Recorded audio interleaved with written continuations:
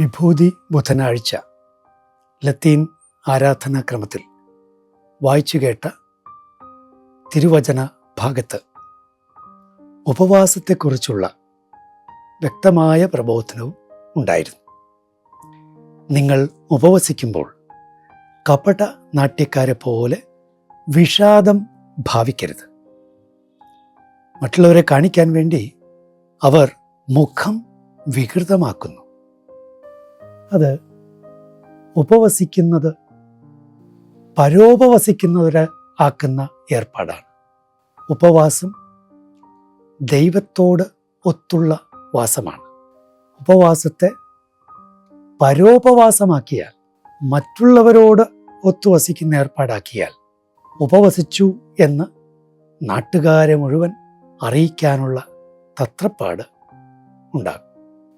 വിഷാദം ഭാവിക്കുന്നു, മുഖം വികൃതമാക്കുന്നു, ആകെ ക്ഷീണിച്ച് വശായി നടക്കാൻ ശ്രമിക്കുന്നു.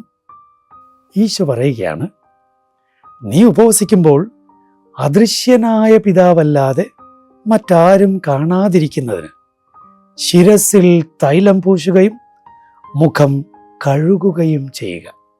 ചുരുക്കി പറഞ്ഞാൽ, കർത്താവിനോടൊത്ത് ആയിരിക്കുന്നതിൻ്റെ ഭാഗമായി ഭക്ഷണം ഉപേക്ഷിക്കൽ, വെള്ളം ഉപേക്ഷിക്കൽ ഒക്കെ നമ്മൾ ചെയ്യുമ്പോഴും മറ്റുള്ളവരുടെ മുൻപിൽ നമ്മൾ ജലപാനം നടത്തിയിട്ടില്ല എന്നോ ഭക്ഷണം കഴിച്ചിട്ടില്ല എന്നോ അവരെ അറിയിക്കാൻ അല്പം പോലും താല്പര്യം ഉള്ളിലുണ്ടാകരുത് എന്ന് മാത്രമല്ല, അത് അവർ അറിയാതിരിക്കാൻ കൂടുതൽ ശ്രദ്ധയും ജാഗ്രതയും പുലർത്തണം എന്നാണ് വ്യംഗ്യം.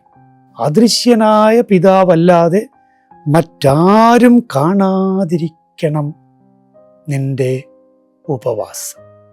കർത്താവായ ഈശോയെ, 40 ദിനരാത്രങ്ങൾ അദൃശ്യനായ പിതാവിൻ്റെ മുമ്പിൽ ഉപവസിച്ച കർത്താവെ, ഞങ്ങളുടെ ഉപവാസങ്ങളെ അങ്ങയുടേതുപോലെ വിശുദ്ധമാക്കണം.